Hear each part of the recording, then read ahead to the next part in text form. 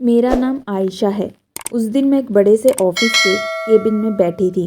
कमरे में हल्की रोशनी थी और सामने बैठा आदमी बहुत गंभीर नज़र से मुझे देख रहा था।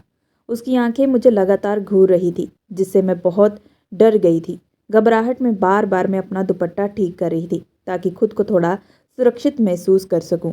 मेरा दिल बहुत तेज धड़क रहा था, लेकिन मैं खुद को संभालने की पूरी कोशिश कर रही थी।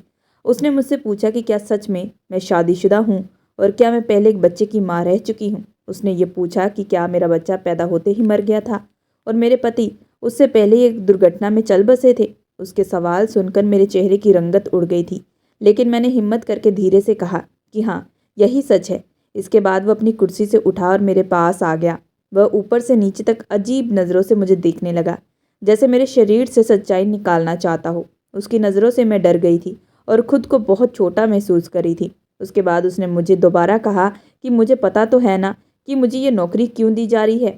उसने कहा कि उसके बच्चे को माँ के दूध की ज़रूरत है और वह इसके लिए बहुत ज़्यादा पैसा देने को तैयार है। मैं बहुत ज़्यादा डर चुकी थी, लेकिन फिर भी धीरे से कहा कि हाँ, मुझे सब कुछ पता है।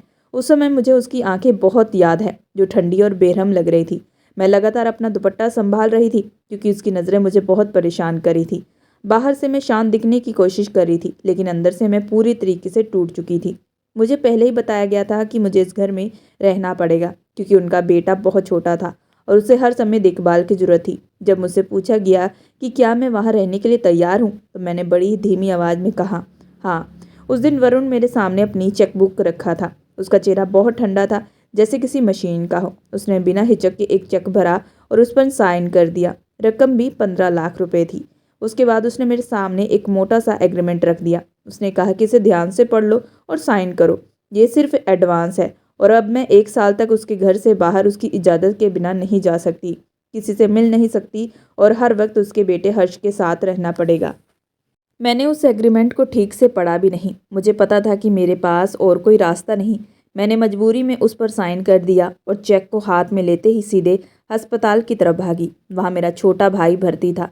वह एक खतरनाक बीमारी से लड़ रहा था और उसका इलाज बहुत महंगा था। उसके पहले 6 महीने के इलाज के लिए मैंने जैसे तैसे पैसे जुटा दिए थे, लेकिन आगे का रास्ता बिल्कुल भी अंधेरे जैसा था। मेरे माँ बाप इस दुनिया में नहीं थे। मेरे लिए मेरा भाई ही सब कुछ था और उसे बचाने के लिए मैं कुछ भी करने को तैयार थी। सच तो ये था कि मैं शादीशुदा नहीं थी और मैं कभी माँ भी नहीं बनी थी। ये सारी कहानी मैंने मजबूरी में कही थी, सिर्फ अपने भाई की जान बचाने के लिए। मेरे पास इतनी पढ़ाई नहीं थी कि मैं कोई बड़ी सैलरी वाली नौकरी कर सकूं। जब मुझे वरुण के इस अजीब ऑफर के बारे में पता चला, तो मैंने अपनी किस्मत आजमाने का फैसला कर लिया। मुझसे पहले कई और औरतें वहाँ आई थी, लेकिन किसी न किसी कारण से उन्हें नापसंद किया गया। जब मैं उसके सामने गई तो उसने मुझे बहुत देर तक देखा।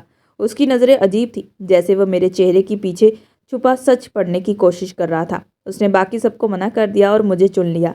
शायद पहली बार नज़र में ही मैं उसे पसंद आ गई थी, पर उसे यह भरोसा नहीं था कि मैं सच में शादीशुदा हूँ या फिर माँ बनी हूँ या नहीं। वरुण ने जानबूझकर मेरे लिए बहुत सख्त नियम वाला एग्रीमेंट बनवाया था। उसकी शर्त यही थी कि मैं हमेशा उसके घर में रहूं। मेरी मजबूरी इतनी बड़ी थी कि मैंने सब कुछ चुपचाप स्वीकार कर लिया।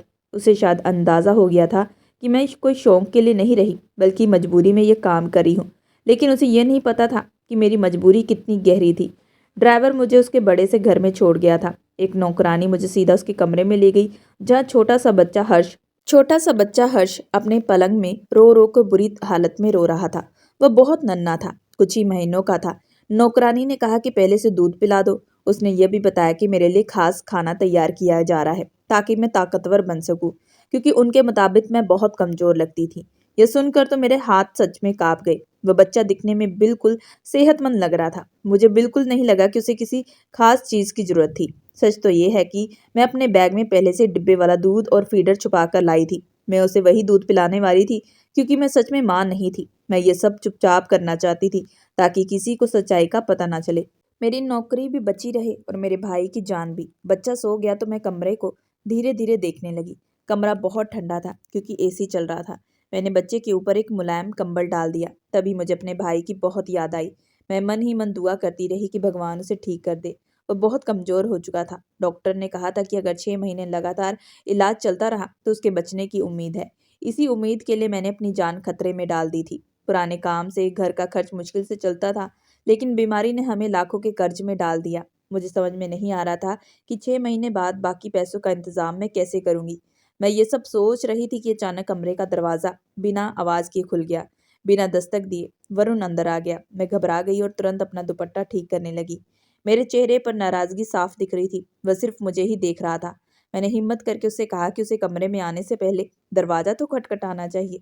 वह बहुत ठंडे लहजे में बोला कि ये उसका घर है और उसे किसी से इजाज़त लेने की जरूरत नहीं।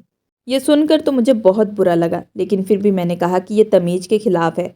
उसने गुस्से से मेरी तरफ देखा और कहा कि मैं उसे तमीज़ का पाठ ना पढ़ाऊं, क्योंकि उसने अभी अभी मुझे 15 लाख रुपए दिए हैं।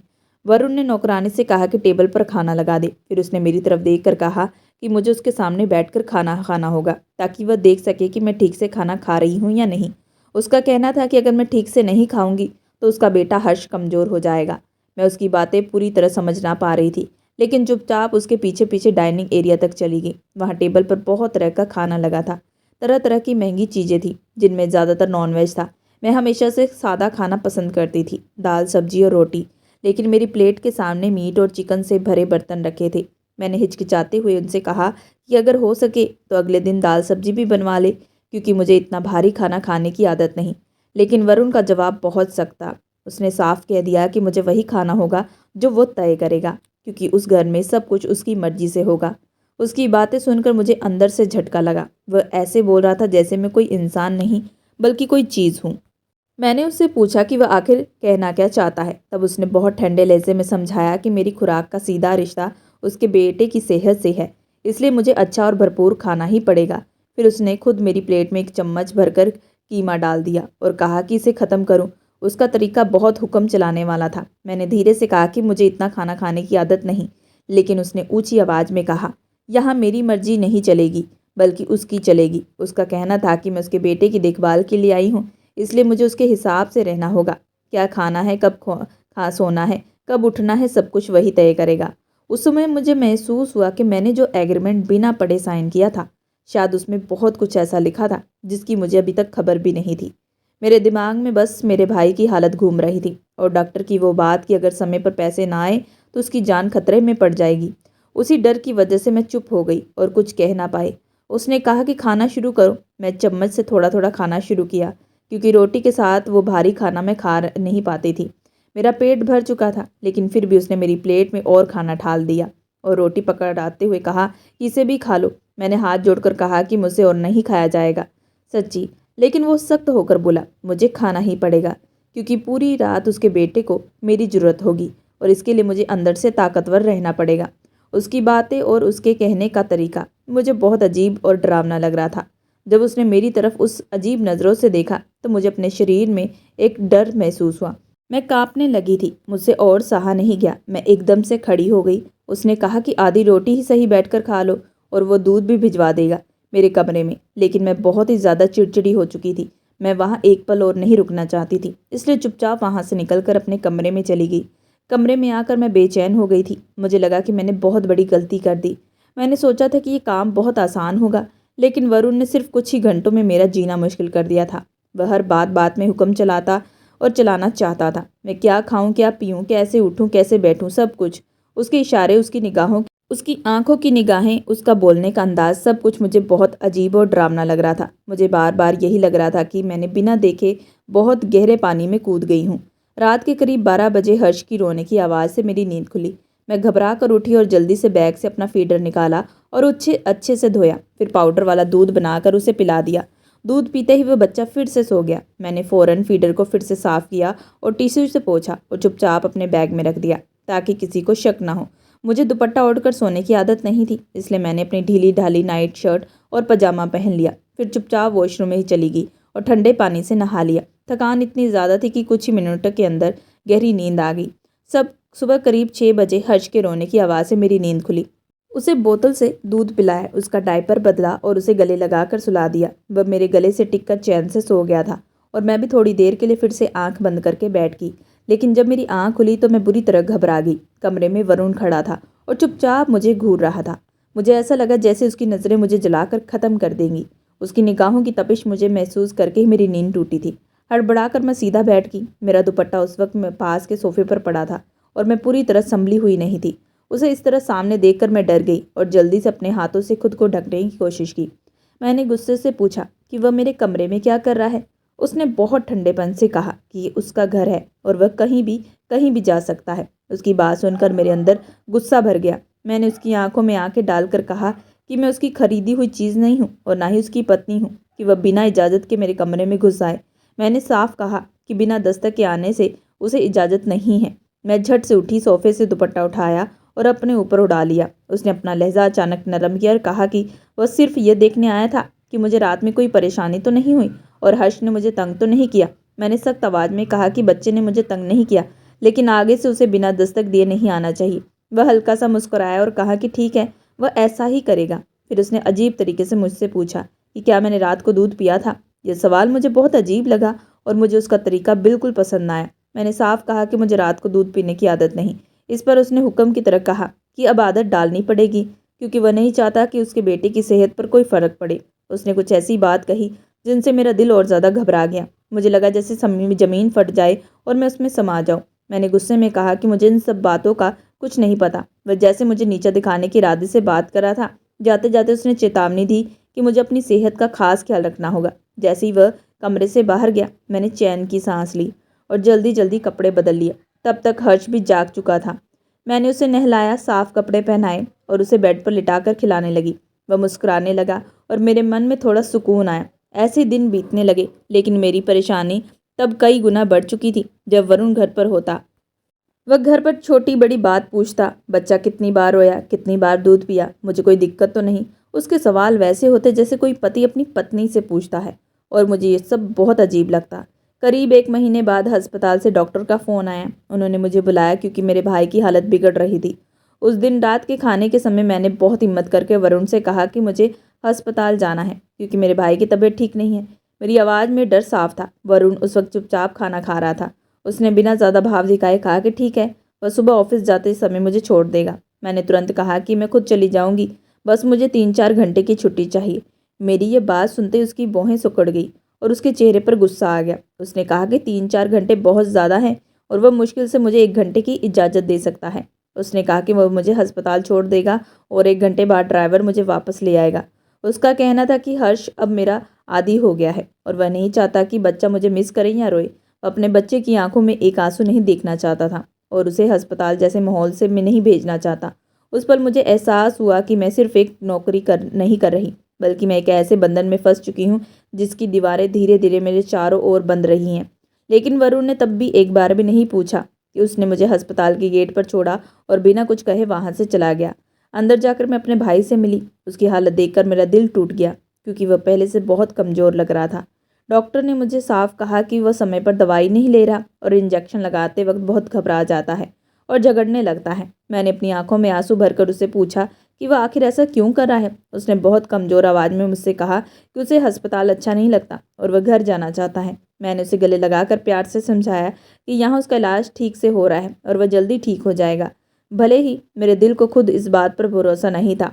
1 घंटे बाद ड्राइवर का फ़ोन आया कि वह नीचे इंतज़ार कर रहा है। मैंने अपने भाई को हिम्मत दी और अस्पताल से निकल गई। जब मैं घर पहुंची तो मैंने हर्ष के रोने की आवाज़ सुनी। मैं तुरंत उसके पास भागी और उसे शांत करने लगी। तब वह शांत हो गया, लेकिन मेरा मन बहुत बेचैन था। उस रात मुझे बार बार ऐसा लग रहा था कि कोई मुझे देख रहा है। जब मेरी आँख खुली तो कमरे में घना अंधेरा था। तभी मुझे ऐसा लगा कि जैसे किसी ने मेरे गर्दन को छू लिया हो। मैं डर के मारे चीख पड़ी और जल्दी से लैंप जलाया।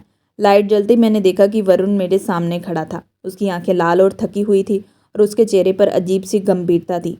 मैं घबरा गई और तुरंत खड़ी होकर उससे पूछा कि वह भला इस वक्त मेरे कमरे में क्या कर रहा है। उसने धीमी आवाज़ में कहा कि उसे नींद नहीं आ रही थी और वह बस ऐसे ही चला आया। वह धीरे धीरे मेरी तरफ बढ़ा और मेरे बिखरे बालों को उंगलियों से पीछे करना चाहा, लेकिन मैंने उसका हाथ झटक दिया और उसे सख्त लहजे में बाहर जाने को कहा। वह हल्का सा मुस्कुराया और बोला कि मैं इतनी जल्दी गुस्सा क्यों हो जाती हूँ।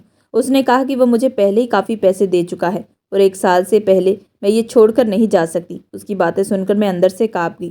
फिर उसने अजीब बात करते हुए कहा कि इतनी कम उम्र में अकेले रहना आसान नहीं होता और इंसान को किसी का सहारा चाहिए। यह सुनकर मुझे बहुत गुस्सा आया और मैंने उससे कहा कि वह मुझसे इस तरह की घटिया बातें ना करे। तभी उसने अचानक एक और बात कह दी। उसने बताया कि उसे मेरे भाई की बीमारी के बारे में पता है और कहा कि वह वह कैंसर से जूझ रहा है। वह एक कदम और मेरी तरफ बढ़ा और कहा कि उसके इलाज में बहुत पैसे लगेंगे और मेरे पास तो इतने पैसे नहीं। मैं तुरंत घबरा गई, लेकिन फिर भी सच कहा कि हाँ, हमारे पास इतने पैसे नहीं। डरती हुई आवाज़ में मैंने उसे पूछा कि वह ये सब क्यों पूछ रहा है। वह मेरे बहुत करीब आकर फिर धीमी आवाज़ में बोला कि अगर वह चाहे तो मेरे भाई का इलाज करवा सकता है, तो मुझे बल्कि एक काम करना पड़ेगा। मेरे दिल की धड़कन उस वक्त तेज हो गई थी। मैंने घबरा कर पूछा कि वह क्या काम है। उसने बिना झिझक के कहा कि मुझे उससे शादी करनी होगी। उसकी ये बात सुनकर मैं अंदर तक कांप उठी, लेकिन मैंने खुद को संभालते हुए साफ साफ शब्दों में मना कर दिया। मैंने उसे बताया कि मेरी सगाई पहले से हो चुकी है और मेरा मंगेतर कुछ समय के लिए विदेश गया हुआ है और वही लौटकर मुझसे शादी करेगा। मैंने ये भी कहा कि मैं अपने भाई का इलाज खुद अपनी मेहनत से करवाऊंगी और उससे किसी तरह की मदद नहीं चाहती। मेरे इनकार करने पर वरुण आग बबूला हो गया। उसके चेहरे का रंग बदल गया। उसने तेज आवाज़ में पूछा कि वह कौन सा मंगेतर है और कैसा मंगेतर है, क्योंकि मेरे पति को गुजरे अभी ज़्यादा वक्त नहीं हुआ और मेरा बच्चा भी ज़्यादा दिन जिंदा नहीं रहा। उसकी बातें मेरे कानों में हथौड़ों की तरह लगी। मैंने अपने शब्दों पर खुद शर्मिंदा हो गई, क्योंकि जल्दबाजी में मैंने सच का आधा हिस्सा बोल दिया था। असलियत यह थी कि मेरा कोई मंगेतर तो था ही नहीं और मैं नौकरी पाने के लिए झूठ बोला था। लेकिन अब मुझे लग रहा था कि मैं बुरी तरह फंस चुकी हूँ। वह मेरी कलाई पकड़कर मुझसे सच उगलवाना चाहता था। उसकी आंखों में गुस्सा साफ झलक रहा था और वह मेरी पीठ दीवार से टकरा चुका था। मैंने घबराकर बात बदलने की कोशिश की और कहा कि मेरे पति के जाने के बाद एक लड़के ने मुझे रिश्ता रखने का प्रस्ताव रख दिया था, इसलिए मैंने उसे मंगेतर का नाम दे दिया। मैंने उसे बताया कि सच ये है कि मैं एक बार माँ बन चुकी हूँ। ये सुनते उसका चेहरा और सख्त हो गया। उसने मुझसे कहा कि अगर मैं सच में माँ बन चुकी हूँ तो उसे सबूत चाहिए। मैं उसकी इस बात पर आग बबूला हो उठी और उससे कहा कि ऐसी बातें करते हुए तुम्हें शर्म नहीं आई। उसने जवाब में अपना मोबाइल निकाला और मुझे एक वीडियो दिखाया। उस वीडियो को देखकर तो मेरे पैरों तले जमीन खिसक चुकी थी। वह वही वीडियो थी जिसमें मैं हर्ष को अपने कमरे में दूध पिलाती हुई दिखाई दे रही थी। मैं सोच भी नहीं सकती थी कोई इतनी नीच हरकत कर सकता है। उसने ठंडे लहजे में कहा कि अच्छी तरह जानता हूँ कि माँ बनी औरत का शरीर कैसा होता है और कुंवारी लड़की का कैसा होता है।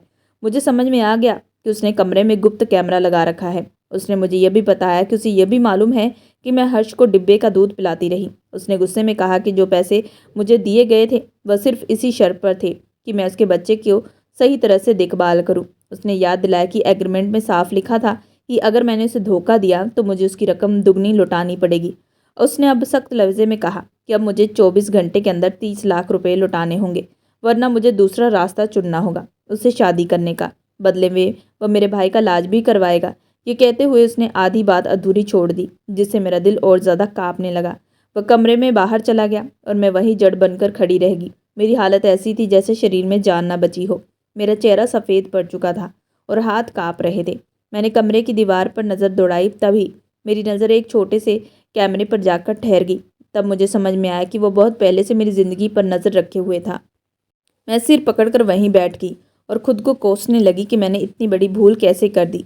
तभी हर्ष के रोने की आवाज़ आई। मैं उसे उठाकर अपने गले लगा ली, लेकिन मेरा दिमाग सुन्न हो चुका था। घबराहट के बावजूद मैंने उसे डिब्बे का दूध पिलाया और सुला दिया। उसके बाद भारी कदमों से ड्राइंग रूम की तरफ बढ़ी। वरुण सोफे पर बैठा अखबार पढ़ रहा था। उसके होठों पर हल्की मुस्कान थी, जैसे वह पहले से जानता हो कि मैं उसके पास ही आने वाली हूँ। मैं कांपते कदमों से उसके पास पहुंची और उससे कहा कि मेरी सबसे बड़ी गलती ये थी कि मैंने एग्रीमेंट ध्यान से नहीं पढ़ा। लेकिन तभी वरुण गुस्सा हो चुका। मैं बातों को घुमा फिरा कर रही हूँ और उसे साफ साफ सुनना है। उसने मुझसे कहा कि मैंने उसे धोखा दिया है और उसे धोखा देने वालों को वो कभी माफ़ नहीं करता। मैंने उसे ये भी समझाने की कोशिश की कि मैंने सिर्फ इसलिए ऊपर डिब्बे का दूध दिया क्योंकि वह बार बार कहता था कि मैं कमज़ोर हूँ। सच ये था कि मेरी शादी बहुत जल्दी हो गई और मैं बहुत कम उम्र में माँ बन गई थी। मेरे पहले पति के घर हालात बहुत ख़राब थे। कई बार पेट खाना भी नहीं मिलता था। कमज़ोर शरीर के कारण मैं अपने बच्चे का पेट भी ठीक से भर ना पाई। यही डर लेकर मैं हर्ष की देखभाल कर रही थी। लेकिन वरुण सब जानता था। उसने मुझे ऊपर से नीचे तक देखा और बहुत ठंडे लहजे मन से कहा कि उसे मेरी बातों पर यकीन नहीं हो रहा। उसने साफ कहा कि मैंने उसकी बातों के खिलाफ जाकर काम किया है और अब मुझे 24 घंटे के अंदर 35 लाख लौटाने होंगे या फिर उससे शादी करनी होगी। उसके जाने के बाद मैं फूट फूट कर रोने लगी, क्योंकि मेरे पास तो 1 रुपया भी नहीं था और मैं इतनी बड़ी रकम जुटाना मेरे लिए नामुमकिन था। मैं बहुत देर तक चुपचाप बैठी यही सोचती रही, क्या शादी एकमात्र रास्ता है? अगर मैं वरुण की बीवी बन जाती हूँ तो शायद मेरा भाई बच जाएगा और सारे कर्जे भी ख़त्म हो जाएंगे। मैं मन ही मन बहुत ही भारी था, लेकिन फिर भी मैंने एक आखिरी उम्मीद के तौर पर उस इंसान को फ़ोन लगाया जिसे मैं अपना जीवन साथी समझने लगी थी। वह हमेशा बड़े बड़े वादे किया करता था। जब उसका फ़ोन लगा तो वह मजाक के लहजे में बोला कि इतने दिनों बाद मुझे उसकी याद कैसे आ गई। मैं रोते हुए उससे पूछ बैठी कि क्या वह मुझसे प्यार करता है। उसने हंसते हुए कहा कि उसके लिए तो वह जान भी दे सकता है। तब मैंने उससे मदद मांगी और कहा कि मुझे बहुत पैसों की ज़रूरत है। पहले वह चुप हो गया, फिर बोला कि वह अभी कुछ 1000 रुपये भेज सकता है। जब मैंने बड़ी रकम का नाम लिया तो उसने बिना कुछ कहे फ़ोन काट दिया। मैंने उसके बाद कई बार कॉल की, लेकिन उसका बंद फ़ोन आने लगा। तब मुझे समझ में आ गया कि वह सिर्फ बातें करने वाला इंसान था और मुश्किल समय में मेरा कोई सहारा नहीं था। अब रात काफ़ी हो चुकी थी और मैं चुपचाप दीवार के सहारे बैठी थी, सोचती रही कि मेरी ज़िंदगी अचानक इतनी अंधेरे में क्यों हो गई है। तभी अचानक रात के करीब वरुण मेरे पास आकर बैठ गया। उसकी आवाज़ बहुत शांत थी। मजबूरी में मेरी आंखों से आंसू बह निकले और मैंने उससे पूछा कि अगर मैं शादी करने के लिए हाँ कह दूँ तो क्या वह मेरे भाई का इलाज करवाएगा, बाद में मुकर तो नहीं जाएगा। उसने बिना सोचे कहा कि हाँ। अगले दिन मैं बिल्कुल चुपचाप दुल्हन की तरह बैठी थी। मैंने हल्के रंग का एक साधारण सा लिबास पहना था और दुपट्टा सिर पर ठीक से लिया था। वरुण कमरे में आया और कुछ पल मुझे देखता रहा। उसने कहा कि मैं बहुत अलग लग रही हूँ और मुझे दुपट्टा और थोड़ा बदल कर ठीक तरह से पहनना चाहिए। मैं घबरा गई और पीछे हट गई। मैंने उससे साफ कहा कि जब तक मैं शादी पूरे तरीके से नहीं होगी वह मुझे छू नहीं सकता। उसने हल्की सी मुस्कान के साथ कहा कि वह बस कुछ ही मिनटों का इंतज़ार करेगा। उसके बाद हम दोनों सामने बैठे होंगे और बहुत सादगी के साथ ये शादी संपन्न हो जाएगी। मेरी आंखों से बिना आवाज़ के आंसू बहते निकले। मेरे दिल में डर ही डर था। मुझे लग रहा था कि मैं अपनी मर्जी नहीं बल्कि अपनी मजबूरी को अपने जीवन साथी की तरह स्वीकार कर रही हूँ। वही वरुण के चेहरे पर गहरी शांति थी, जैसे वह किसी बात पर किसी बड़ी लड़ाई को जीत चुका हो। वरुण ने मुझसे कहा कि पहले जाकर बच्चे को सुला दूँ क्योंकि रात लंबी होने वाली है। उसकी बात सुनकर मेरे हाथ कांप गए क्योंकि मैं सच्चाई जानती थी और मैं बहुत घबराई हुई थी। मैं बिना कुछ बोले हर्ष के पास चली गई और बहुत धीरे धीरे से सुलाने लगी, लेकिन मेरा दिल बुरी तरह काँप रहा था। रात गहरी हो चुकी थी और घर में अजीब सी खामोशी फैली हुई थी। मैं आयशा घड़ी की ओर बार बार देख रही थी और मन ही मन दुआ कर रही थी कि वरुण अब तक सो चुका हो, ताकि मैं हर्ष के पास ही लेटकर रात किसी तरह काट सकूं। मैंने धीरे धीरे खुद को कंबल में ढका और आंखें बंद की, मगर दिल का धड़कन इतना तेज था कि नींद नहीं आ रही थी। तभी अचानक दरवाजे पर हल्की सी दस्तक हुई। मैं घबरा कर उठी और देखा कि वरुण कमरे के अंदर आ चुका था। उसकी मौजूदगी से पूरा माहौल सा भारी सा लगने लगा। मैं जल्दी से बैठ गई और अपना दुपट्टा ठीक करने लगी, जैसे खुद को किसी तूफान से बचाने की कोशिश कर रही हूँ। वह मुझे चुपचाप देखता रहा। वरुण ने बिना ऊंची आवाज़ में मुझे दूसरे कमरे में चलने को कहा। मैं कोई जवाब दिए बिना वहाँ से उठी और धीमे धीमे कदमों से उस कमरे की तरफ बढ़ गई जहाँ वरुण ने मुझे बुलाया था। मेरे कदम बोझिल लग रहे थे और दिल में अलग अलग डर पनपने लगा। मैं भीतर ही भीतर सच कहना चाहती थी, अपनी मजबूरी उसके सामने रखना चाहती थी, मगर अपने भाई की बीमारी और उसकी सांसों की डोर मेरे डर से भारी थी। उस कमरे में पहुंचकर मैं चुपचाप दुपट्टा चेहरे पर डाले बैठ गई और अपने हाथों को कसकर पकड़ लिया ताकि खुद को संभाल सकूं। लेकिन कुछ ही देर बाद वरुण भी वहां आया और मेरे सामने आकर बैठ गया। कमरे में सन्नाटा फैल गया था। बस मेरी तेज सांसों की आवाज़ मुझे खुद सुनाई दे रही थी। वह मुझे घूर कर नहीं बल्कि जैसे किसी उलझे हुए सवाल की तरफ देख रहा था। उसने धीरे धीरे मुझसे बात की और कहा कि अब मैं इस घर की बहू हूँ और मुझे डरने की जरूरत नहीं। उसकी आवाज़ में सख्ती थी, मगर कहीं ना कहीं थकान और टूटन भी छुपी हुई थी। मैंने हिम्मत करके उससे कहा कि अब मैं उसकी पत्नी हूँ और मुझे अपने अतीत को बार बार कुरेदना सही नहीं लगता। मेरी बात सुनते ही उसका चेहरा थोड़ा देर के लिए शांत हो गया और उसने मुझे याद दिलाया कि मेरे भाई का इलाज उसी की वजह से चल रहा है और मुझे अपनी हद और जुबान का ख्याल रखना चाहिए। वह रात मेरे लिए बहुत ही भारी थी। मेरे मन में डर, मजबूरी, टूटन और एक अजीब सा खालीपन एक साथ जमा हो गए थे। मुझे ऐसा लग रहा था जैसे मेरी ज़िंदगी अब मेरे हाथ में नहीं रही, जैसे मैं अपने ही सपनों में कैद हो चुकी हूँ। कमरे में धीरे धीरे खामोशी पसरी जा रही थी और मैं उस सन्नाटे के साथ खुद को जोड़ती रही। धीरे धीरे रात फिसलती गई और सुबह की हल्की रोशनी कमरे में उतरती गई। लेकिन सुबह सुबह बेड की चादर अब मेरे लिए गवाह बन चुकी थी कि मैं शादीशुदा नहीं थी। वरुण मेरे लिए मेरी ज़िंदगी में पहला मर्द था। मेरी आंखें खुली और मेरा पूरा वजूद दर्द से थर थर काँप रहा था। रात भर मैंने जो कुछ सहा था, वरुण ये समझ रहा था कि शायद मैं एक बच्चे की माँ हूँ, लेकिन सच ये था कि मैं अकेली थी और मेरी शादी का कोई अतीत नहीं था। शर्म और तकलीफ से मैं धीरे धीरे उठने लगी, लेकिन वरुण ने मुझे बाजू से पकड़कर अपने पास खींच लिया और कहा कि कहाँ जा रही हूँ। उसने पूछा, बेड से उठने की तुम्हें इजाज़त नहीं है। मैंने दर्द से कहा, प्लीज़ छोड़ दीजिए, मुझे दवा लेनी है। वो मेरा हाथ थामते हुए बोला, अभी भी सच नहीं बताओगी? अगर नहीं बताओगी तो मैं तुम्हें और भी दर्द दूंगा, समझ रही हो ना? ये कहते हुए वह तिरछी मुस्कान के साथ हंसा। अब छुपाने का कोई फायदा नहीं। मैंने फिर गहरी सांस ली और रुके हुए अंदाज में कहा, वरुण, पूरी रात आपने मुझ पर अपनी ताकत दिखाई, खुद को एक्सपर्ट कहते हो तो क्या नहीं पता चला कि मैं शादीशुदा नहीं थी। मैं झूठ बोलकर आपके बेटे हर्ष के लिए इस घर में आई थी क्योंकि मुझे अपने इकलौते भाई का इलाज करवाना था। मेरा उसके सिवा कोई सहारा नहीं था। मैंने सोचा मैं बच्चे को पाल लूँगी और साथ में मेरे भाई का इलाज भी हो जाएगा। मैंने आपसे झूठ बोला कि मैं शादीशुदा हूँ। वरुण के माथे पर पहले बल पड़ गए, लेकिन उसके बाद उसके चेहरे पर एक खुशी की झलक उठी।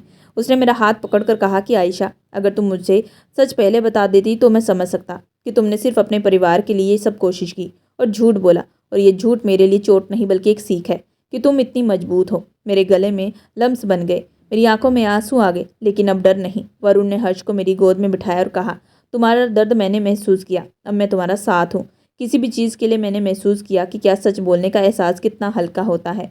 वह आदमी जिसमें कभी डर के साथ देखती थी, अब मेरे लिए वह सहारा बन चुका था। वह हमेशा मेरे साथ खड़ा था और मेरे फैसलों का सम्मान कर रहा था। उस दिन से सब कुछ मेरी ज़िंदगी में बदल गया। वरुण ने मेरा भरोसा जीता, मैंने भी अपने डर को पीछे छोड़ दिया। मेरे भाई का इलाज ठीक से हो गया, हर्ष की देखभाल मैं पूरी तरीके से कर रही थी और मैं भी अपनी ज़िंदगी में पहली बार सुरक्षित और प्यार महसूस कर रही थी। कभी कभी झूठ जरूरी लगते हैं, लेकिन सच की ताकत और भरोसा हमेशा सबसे मजबूत होता है। और मैं अब जानती थी कि अगर हम सच के साथ खड़े हों तो हर मुश्किल आसान हो सकती है। दोस्तों, ये थी आज की कहानी। अगर आप लोगों को ये कहानी पसंद आए हो तो प्लीज़ हमारे चैनल को लाइक और सब्सक्राइब ज़रूर करें एंड बेल आइकन का बटन ज़रूर दबाएं।